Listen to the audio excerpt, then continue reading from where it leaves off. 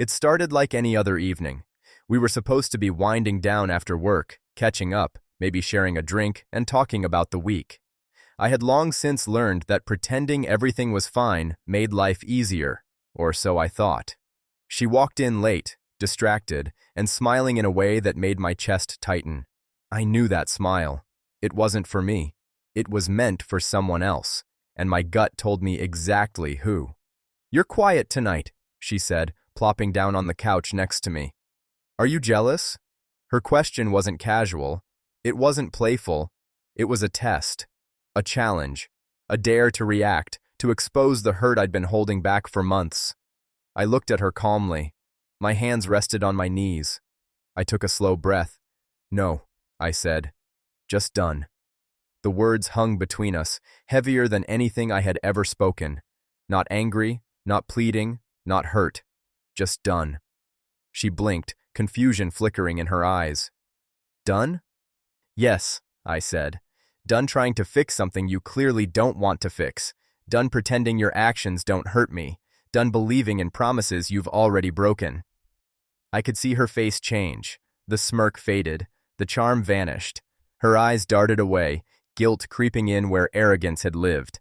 For months, I had watched her. Late nights, at work, texts she hid when I came into the room, small excuses that stacked into a mountain of evidence. I had hoped, foolishly, that this was a rough patch, that maybe love could survive distraction, dishonesty, and secrecy. But that evening, her question made it clear. She knew exactly what she was doing.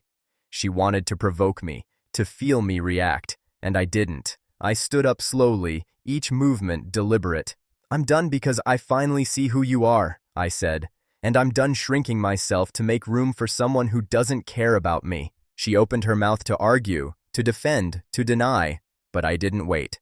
I walked to the bedroom, grabbed the suitcase I had been quietly packing for weeks, and left it on the bed. Clothes, essentials, a few personal items, everything that mattered to me enough to take along.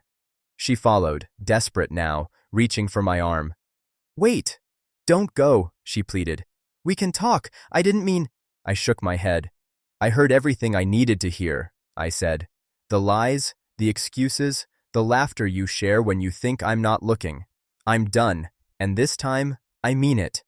I didn't look back as I walked out the door, not because I wanted revenge, not because I wanted her to suffer, but because I finally understood that leaving quietly, decisively, calmly is more powerful than arguing, pleading, or retaliating. The weeks that followed were difficult in ways I hadn't expected. Phone calls, messages, attempts at manipulation, but I didn't respond, not once. Every attempt she made to lure me back, to apologize, to rationalize, fell flat against the wall of my resolve. I focused on myself. I rebuilt routines I had abandoned to make space for her whims. I reconnected with friends I had neglected. I found small pleasures I had overlooked, simple joys that reminded me life could exist outside the shadow of betrayal. And slowly, I began to heal. She reached out months later, casually, like nothing had changed. "Can we talk?" she asked in a message. I stared at the screen. My fingers hovered. I typed one word. "No." Not angry, not resentful, just final.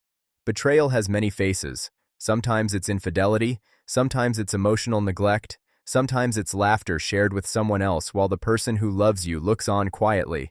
But the hardest part isn't the betrayal itself. It's realizing that the person you trusted doesn't share your values, doesn't respect your boundaries, and doesn't care enough to change.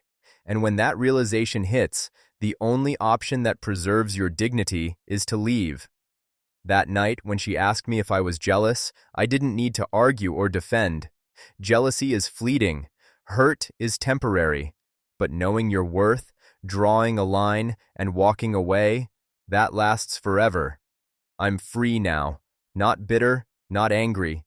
Free to live without fear of betrayal, manipulation, or indifference. And I carry with me a quiet confidence that comes from knowing I refuse to shrink myself for someone who never deserved my trust. She asked, "Are you jealous?" I answered calmly, finally, "No, just done." And for the first time in years, I felt peace.